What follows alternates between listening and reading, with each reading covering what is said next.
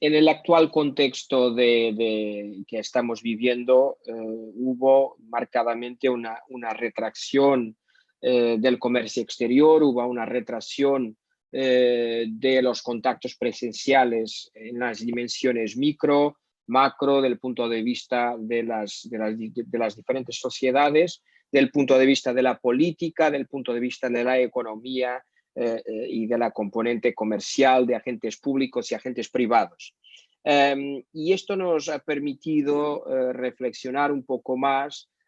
con respecto a todo lo que es la integración regional, la integración interregional y el cuadro de relaciones que existen entre estados o entre entidades, regiones y organizaciones internacionales. En ese contexto, mi propuesta sería que pensáramos un poco con respecto a la siempre aplazada relación entre Europa y América Latina. Siempre aplazada porque hay una sensación, no solo entre el ciudadano común, como entre las élites gubernamentales, intelectuales, económicas, que no existe una materialización en función de las expectativas y del potencial que hay de pasado común, de relación intercultural, de pasado histórico entre la orilla sur atlántica y la orilla norte atlántica, la orilla occidental del Atlántico y la orilla norte oriental del Atlántico. Y esto me lleva frecuentemente a reflexionar en el ámbito de las diferentes actividades que voy desarrollando o en la universidad en cuanto investigador, en cuanto profesor, en cuanto orientador de tesis y también en cuanto consultor de proyectos internacionales o de proyectos de internacionalización, más precisamente de empresas portuguesas que buscan encontrar mercados en Latinoamérica. Y un tema que es frecuente surgir entre empresarios y también entre académicos y políticos es el tema del hecho de que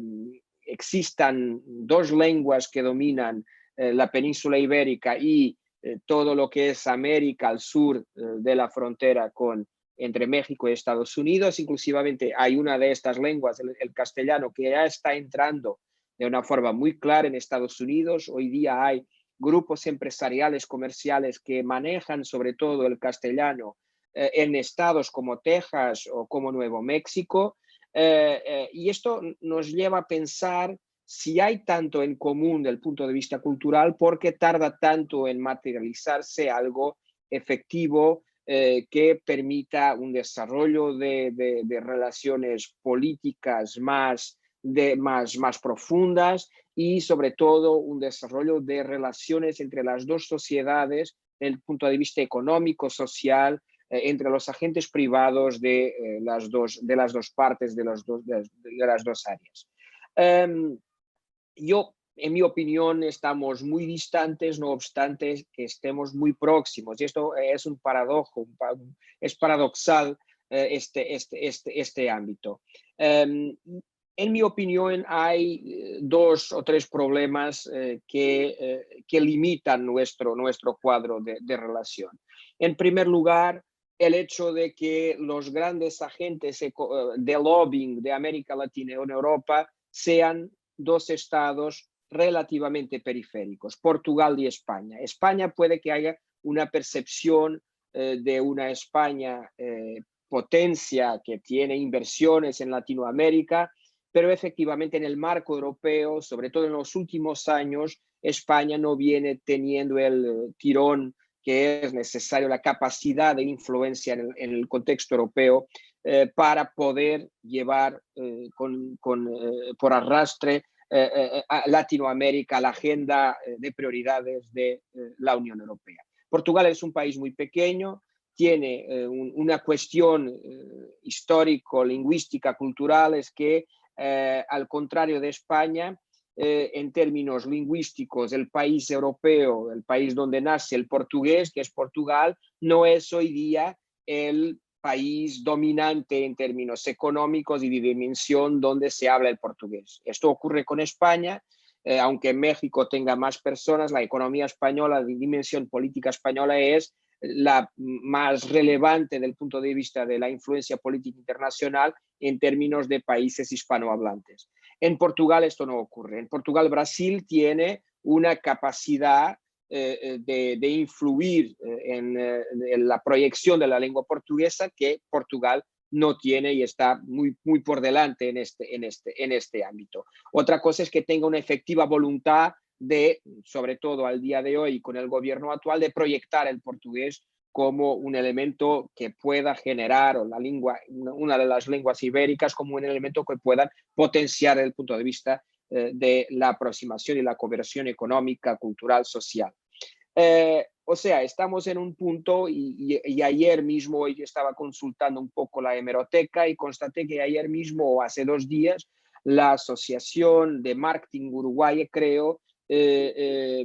tuvo un debate a distancia, un webinar relativo al potencial del acuerdo Unión Europea-Mercosur. Y una de las cosas que se constató por lo que leí en la prensa fue que Portugal, se destacaba que Portugal y España y volvieron la pasada semana a intentar poner la cuestión del acuerdo en la agenda de la Unión Europea. El problema es que Portugal y España no tienen capacidad de ejercer ese efecto de persuasión, de arrastrar los otros países a la materialización, a la implementación de este acuerdo. Y las voces que se oponen al acuerdo, la irlandesa, la austríaca y sobre todo la francesa, hoy día llevan gran ventaja en el bloqueo de ese macroacuerdo entre la Unión Europea y el Mercosur.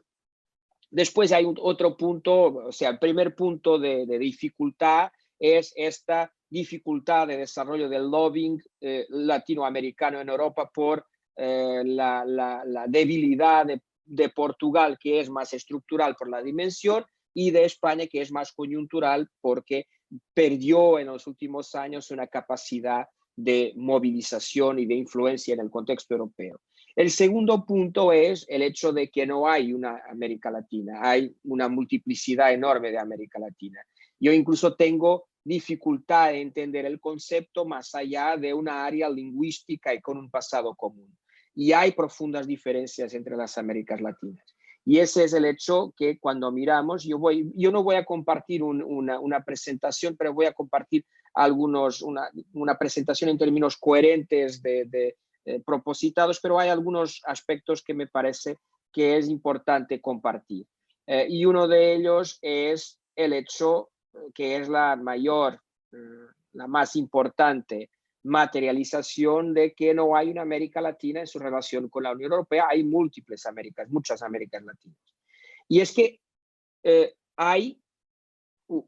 5 acuerdos de cooperación entre países o áreas, espacios latinoamericanos y la Unión Europea, pero ninguno es el acuerdo entre Mercosur y la Unión Europea. Y venimos desarrollando estos acuerdos en un primer momento de forma individual, el acuerdo con Chile, el acuerdo con México en 2000, 2002, y después acuerdos regionales con CARIFORUM y después y también con América Central y sobre todo el último acuerdo que es el más dinámico y el más actualizado, el de Colombia-Perú, que tiene también ya Ecuador sumado y con la perspectiva de Bolivia, que también más tarde venga a sumarse el acuerdo. ¿Y esto qué quiere decir? Quiere decir que esa pluralidad latinoamericana también acaba por dividir el espacio latinoamericano y permitir una menor margen negocial a la hora de hablar con Europa por parte de los latinoamericanos. Y esta pluralidad después también tiene aspectos estructurales que dificultan en gran medida el desarrollo de relaciones con áreas que de un punto de vista teórico inclusivamente nos podrían parecer más próximas más cercanas de Europa. Sobre esto yo me recuerdo del recién y desafortunado discurso del presidente argentino cuando recibió al presidente del gobierno español, aunque hablaba de la salida de los argentinos de los barcos que venían de Europa. Puede que eso efectivamente fue muy desafortunado, pero cuando miramos las estadísticas es constatable que hay un número de inmigrantes que llegaron al sur de Brasil, que llegaron a Uruguay, que llegaron a Argentina, más reciente y en número más expresivo que en otros espacios latinoamericanos. Por lo que incluso ese aspecto que es desafortunado, dicho de la forma que fue dicho por un presidente, por un responsable político, pero ese hecho de que haya una dimensión migratoria importante debería ser un hecho de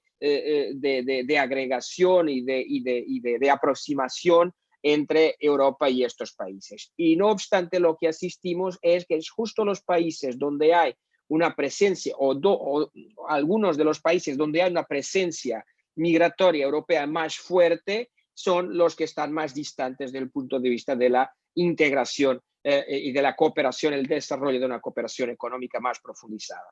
Y esto en efecto es un espejo de la multiplicidad de Américas Latinas. El hecho de que haya dos economías como la brasileña y la argentina, donde dominó el proteccionismo, donde los modelos de desarrollo en inicios del siglo XX, en la primera mitad del siglo XX, cuando empezaron a desarrollarse, fueron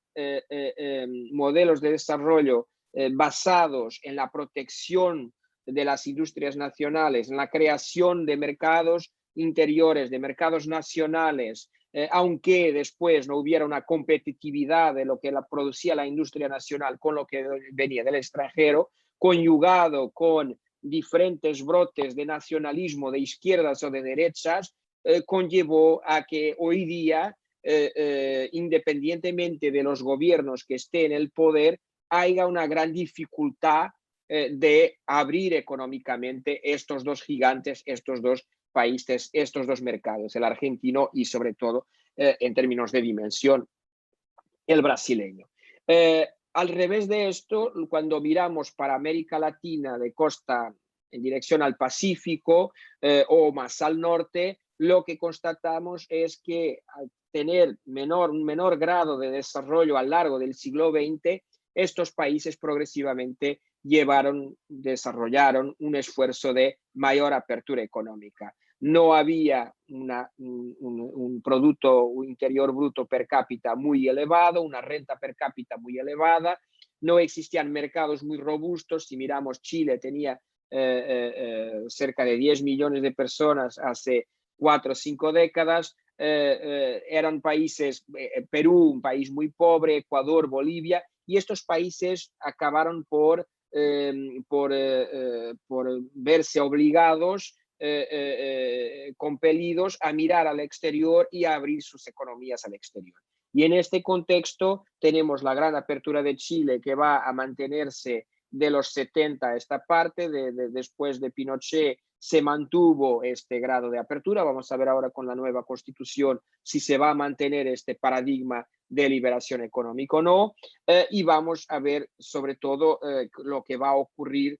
del punto de vista de la manutención de los contactos con el mundo. Chile es el país que tiene más acuerdos, que cubre más el mundo en términos de acuerdos comerciales, cubriendo cerca de 85% del Producto Interior Bruto del mundo con acuerdos de libre comercio. Este es muy relevante porque es el opuesto, es la oposición, es el contrario de lo que es la política argentina o de lo que es la política brasileña.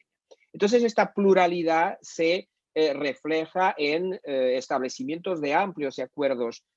comerciales con la Unión Europea, acuerdos que llevan algunos ya más de 20 años en funciones y que ya están en nuevas etapas de negociación para lograr entrar por una dinámica de inversión, de limitación no solo de los aranceles, pero también de las limitaciones no aduaneras, como limitaciones técnicas, y limitaciones en el ámbito, por ejemplo, de fitosanitario en el sector agroalimentario. Y en mi opinión esto nos lleva a intentar comprender del punto de vista político y de las relaciones internacionales cuál es la gran limitación y por qué, además de esta cuestión del poco lobbying que España y Portugal logran hacer en el contexto europeo, cuáles son además los grandes escollos, las grandes limitaciones a una mayor integración, a una mayor cooperación económica y social. Y yo empezaría en primer lugar por las profundas diferencias que existen entre los modelos de integración económica europeo y de intentos de integración o de cooperación en América Latina. Ya vimos que hay dos lenguas dominantes de los estados del sur de Estados Unidos hasta Patagonia. En Europa la situación es totalmente distinta. Tenemos 24 lenguas de trabajo en el ámbito de la Unión Europea. Están países muy pequeños como Estonia, Letonia, Lituania, que tienen sus lenguas propias reflejadas en el funcionamiento de la integración europea. O sea, el proyecto europeo no se desarrolla en el ámbito, por mucho que haya un discurso de culturalidad, de tradición judío-cristiana, de todo lo demás, el proyecto europeo es un proyecto eminentemente político y eminentemente pragmático del punto de vista de su desarrollo. Y esta es la gran diferencia con los intentos latinoamericanos, lo que hace con que después, cuando la Unión Europea se está negociando y hablando con el Mercosur, el mindset, el framework de cada una de las dos partes es totalmente distinto. Europa se construyó, no obstante, la profunda diferencia cultural, histórica, política que existía entre las distintas partes. Cuando miramos a la forma como Estados Unidos impulsiona el desarrollo de la integración europea, con una relación, intentando establecer un relacionamiento en primer momento forzado entre antiguos adversarios que 5 años antes estaban degladiándose en el contexto y en el marco europeo con millones de víctimas civiles y de militares, víctimas mortales, con una enorme destrucción de todo lo que eran los recursos económicos del Estado, de los diferentes distintos estados, vemos que hubo circunstancias muy especiales para ese desarrollo. Y el contexto de la Guerra Fría era en ese ámbito muy importante y muy relevante. O sea, había una amenaza exterior. Europa, sobre todo la relación entre Europa Occidental y Europa Oriental, Europa del Este, estaba en el centro del conflicto mundial, del nuevo conflicto que había sucedido al contexto de la Segunda Guerra Mundial, la Guerra Fría, y esto estimuló a que para prevenir una amenaza soviética, los americanos reconstruyeran y dibujaron una nueva Alemania y impulsionaran también que Francia, Italia, Benelux se sentaran con esa nueva Alemania para conferirle legitimidad y con esto también impulsar las relaciones políticas y la integración económica. Y después hay una lógica que para mí es muy importante, que es la complementariedad. La complementariedad entre la economía alemana y la economía francesa. Alemanes con un gran desarrollo industrial, una gran capacidad de reconstruirse, franceses con una economía más volcada hacia el sector agropecuario. Una Alemania que es un enano militar, que asumió en su reconstrucción a partir del 49 que nunca podría volver a reconstruirse como Alemania potencia militar, pero que asumió que su rol en el contexto europeo sería un rol eminentemente económico. Y con esto ganó un liderazgo que no paró más. Ya. Hoy día, 70 años, más de 70 años después de la fundación de la República Federal Alemana, aunque Alemania esté muy lejos aún de pertenecer, por ejemplo, al Consejo de Seguridad de las Naciones Unidas, es sin lugar a dudas una potencia económica europea y la principal potencia económica de la Unión Europea, con una capacidad de influir en lo que ocurre en la gestión de las dimensiones económicas y financieras en el ámbito europeo. Por otra parte, Francia quedó ahí con una imagen y un intento de ser de la potencia militar en el cuadro europeo. En un primer momento resultó mejor, hoy día tuvo momentos de gran debilidad esta dinámica. Entre, por ejemplo, el 2012 y el 2017, Francia prácticamente desapareció del liderazgo europeo, el eje franco-alemán no funcionó y con ello pero con ello después, con la llegada de Macron, hubo una cierta reactivación y sobre todo con el final de la crisis económica de ese eje franco-alemán, y esto lleva a una dinámica de complementariedad que se mantiene hasta los días de hoy. Cuando miramos al Mercosur, cuando miramos al Cono Sur, no vemos en primer lugar circunstancias que sirvieran de incentivo a la integración económica regional. Lo que vemos son dos países que estaban en la periferia de la Guerra Fría, dos países que tienen economías de distintos tamaños, pero en muchos hábitos que compiten y que tienen algunas semejanzas. Y la economía argentina y brasileña no son economías que se complementen como se complementaban franceses y alemanes. Y sobre todo también no hay aquí una capacidad y una voluntad, sobre todo en el inicio de los 90. Hoy día sabemos que Argentina, por ejemplo, desde el periodo de Néstor Kirchner, desistió de su componente militar, no invierte en las Fuerzas Armadas, tiene grandes limitaciones y grandes problemas en ese ámbito. Fue una decisión marcadamente política para anular un eventual rol de las Fuerzas Armadas del punto de vista político, pero a la vez no hubo un intento estructurado de desarrollo de un Brasil que pudiera ser complementar y efectivamente asumirse como una potencia regional en el espacio latinoamericano. Por eso hubo puntos que quedaron desplazados de la agenda y esto impidió un efectivo desarrollo. Y esto es lo que lleva a que cuando gobiernos del Mercosur o gobiernos europeos hablan con el Mercosur, hay por veces una percepción, en mi opinión, equivocada de que se está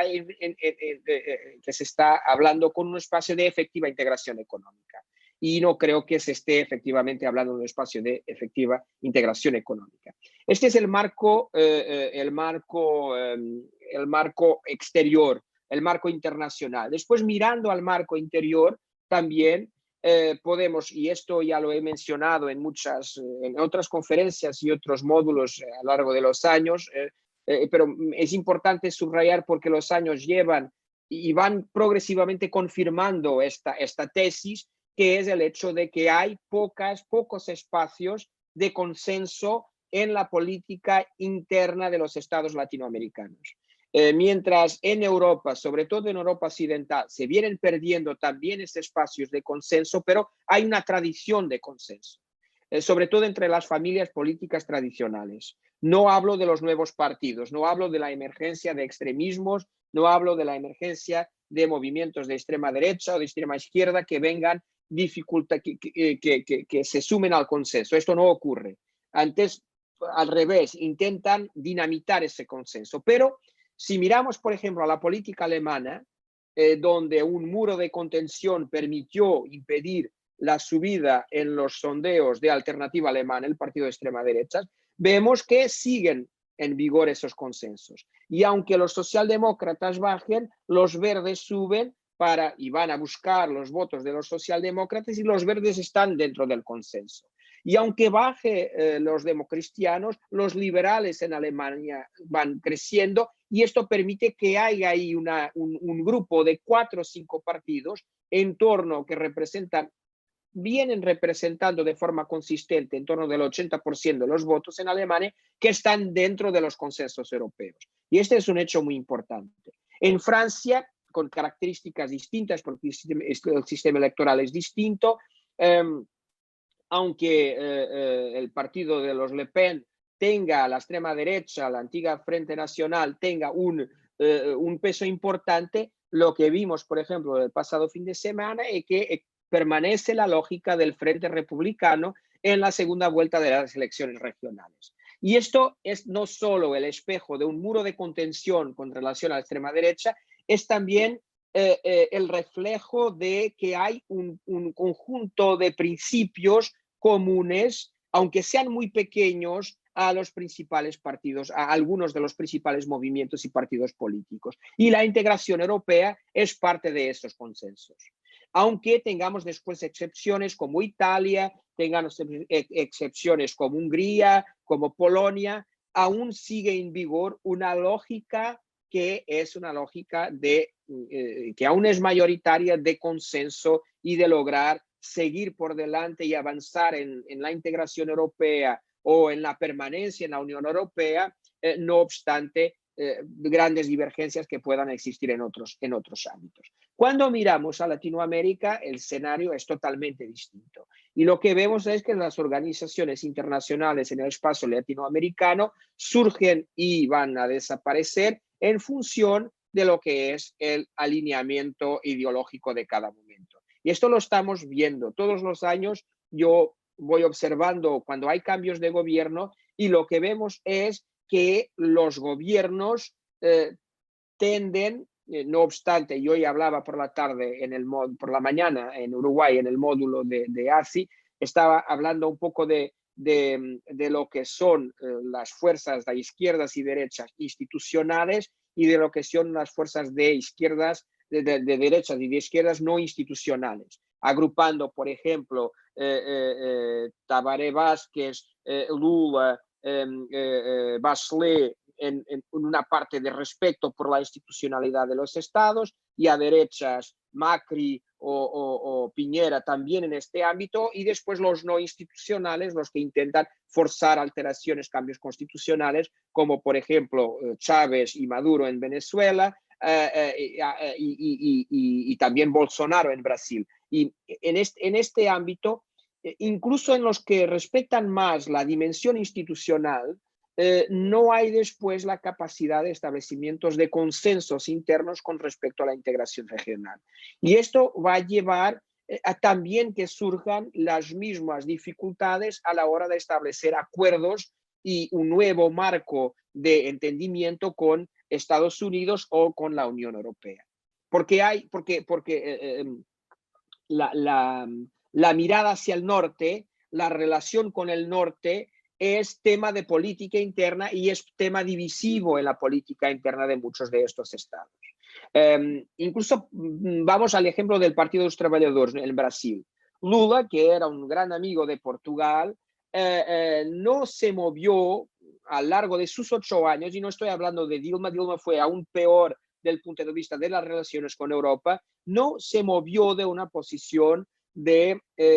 un poco tercermundista de la perspectiva de Brasil. Brasil en los 8 años de Lula abrió embajadas por África, como que más de 10 embajadas, representaciones diplomáticas en África, y no tuvo, no obstante, el impulso suficiente para firmar el acuerdo que en 2019 fue firmado por el actual gobierno brasileño y por el gobierno de Macri, el gobierno de Tabaré Vázquez y el gobierno de Cartes, creo que era el presidente a la altura en Paraguay, que tuvieron la capacidad de firmarlo. Pero esto tiene también que ver con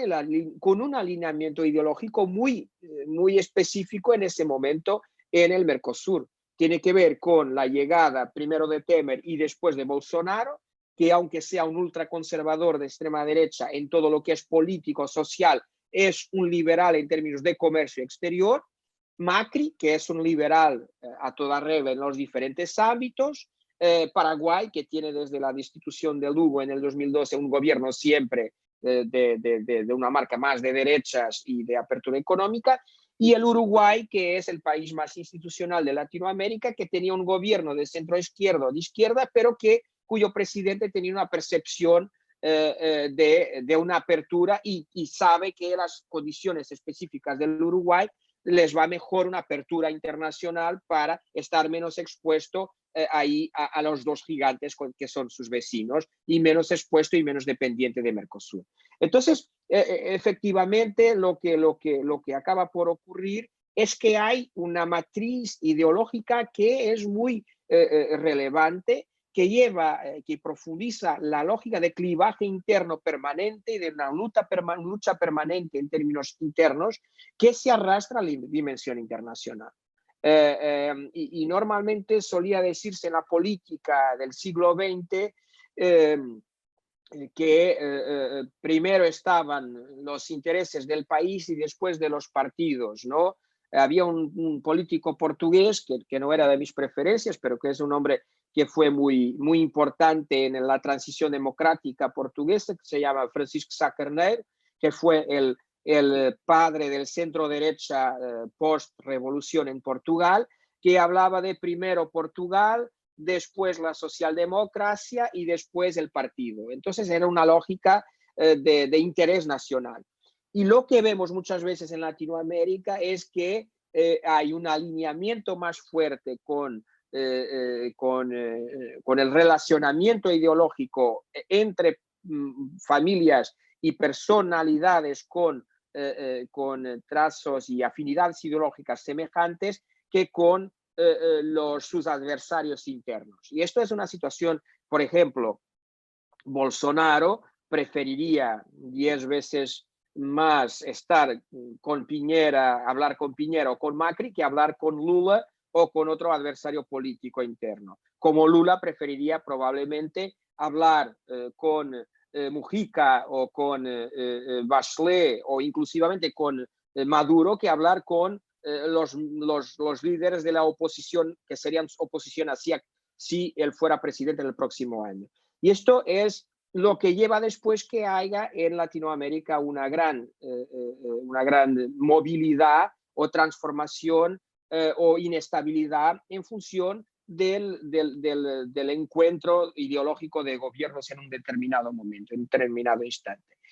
Y esto es sobre todo es otro hecho que dificulta mucho después a la hora de salir de la región y hablar con otra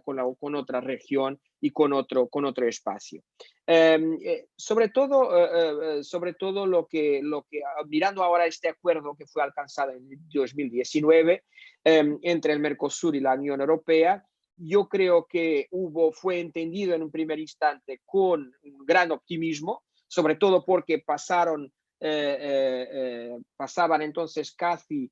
30 años del nacimiento del Mercosur y casi 70 años del nacimiento de las primeras instituciones europeas,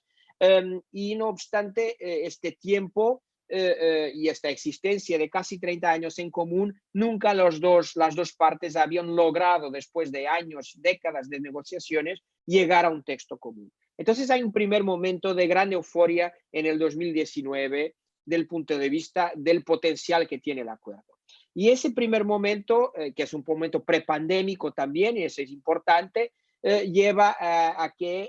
empiecen las cámaras de comercio, las asociaciones patronales, a hablar mucho y que el acuerdo sea muy debatido por las propias sociedades, sobre todo de los países, de los espacios iberoamericanos, o sea, inclusivamente de Portugal y de España.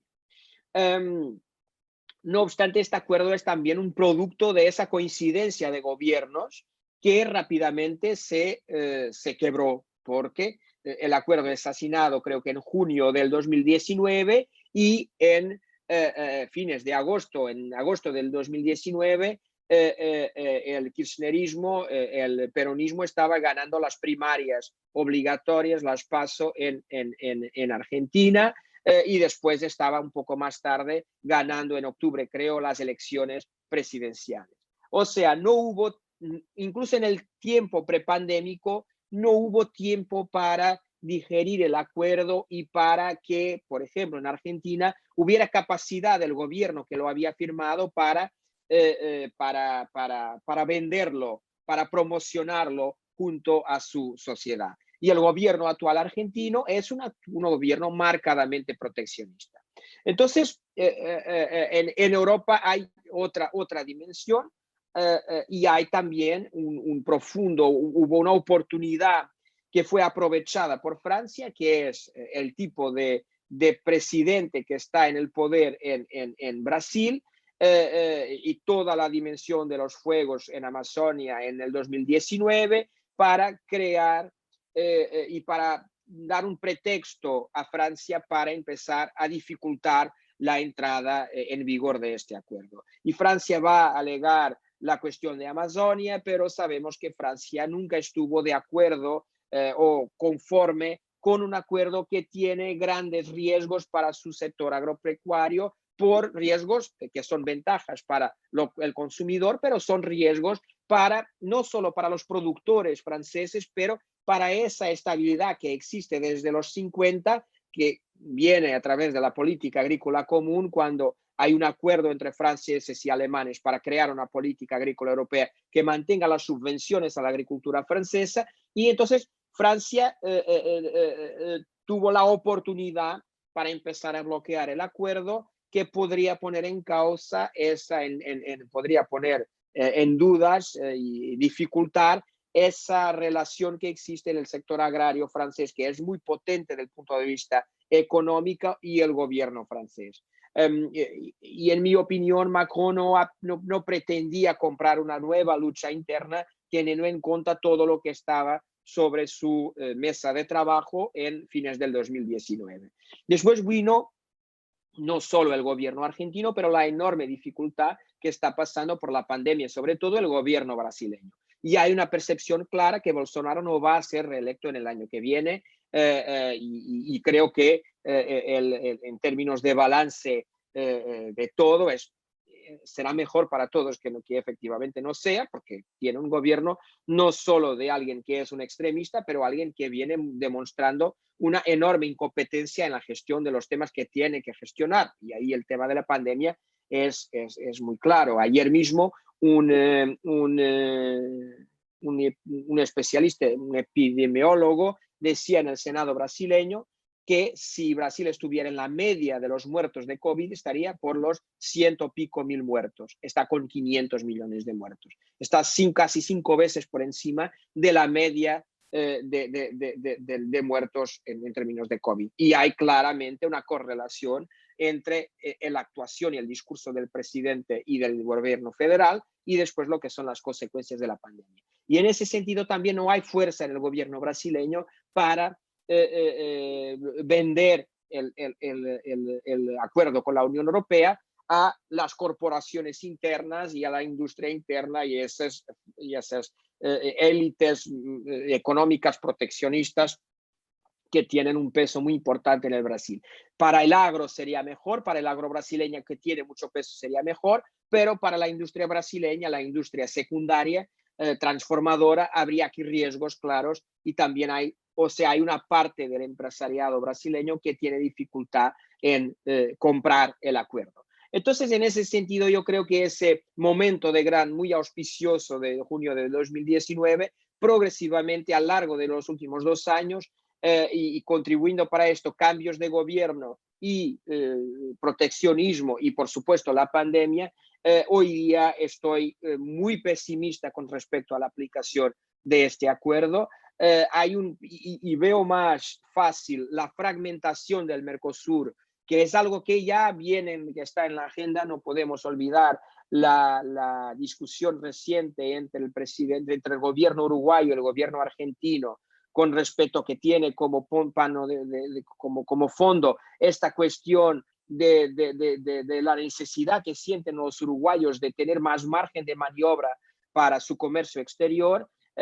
Creo entonces que es más fácil y más probable que haya una fragmentación del Mercosur y una lógica de firma de acuerdos individual a partir del Mercosur, que propiamente una lógica de que caminemos para un espacio de integración del Atlántico Sur. Veo esto muy difícil, y mientras tanto lo que veo es que los otros espacios latinoamericanos van desarrollando sus mecanismos de comercio y de profundizar la relación que tienen con la Unión Europea. No obstante, yo creo que para una efectiva aproximación entre las dos orillas, sería fundamental que se desarrollara este acuerdo, y sobre todo sería fundamental crear mecanismos de estímulo para la interconexión no solo entre los gobiernos, porque eso mal que bien va existiendo, pero sobre todo entre las sociedades, el tejido empresarial de los países de la América Latina Atlántica y los países europeos. Y eso desafortunadamente no se ve progresar y los datos, los números reflejan estas dificultades. Entonces era sobre todo esta reflexión que quería dejarles, porque hay un enorme potencial y un enorme afecto entre las dos partes y un pasado y una lengua, una cultura común que es muy visible, por ejemplo, en los intercambios de estudiantes, en la forma como europeos o portugueses y españoles desarrollan estudios en Brasil o en otros países de América Latina, en Uruguay, Argentina, y la forma como latinoamericanos, uruguayos, argentinos, brasileños vienen a estudiar a Portugal y a España. Yo creo que los que perdemos más de la incapacidad de este desarrollo, de esta aproximación, somos justamente Portugal y España, que nos vemos más lejos de aquellos con que coincidimos más y con quien tenemos más proximidad en prácticamente todo el mundo. Entonces, mi reflexión quedaría por aquí. Muchísimas gracias una vez más y quedo a vuestra disposición para eventuales preguntas y cuestiones que puedas tener. Muchas gracias.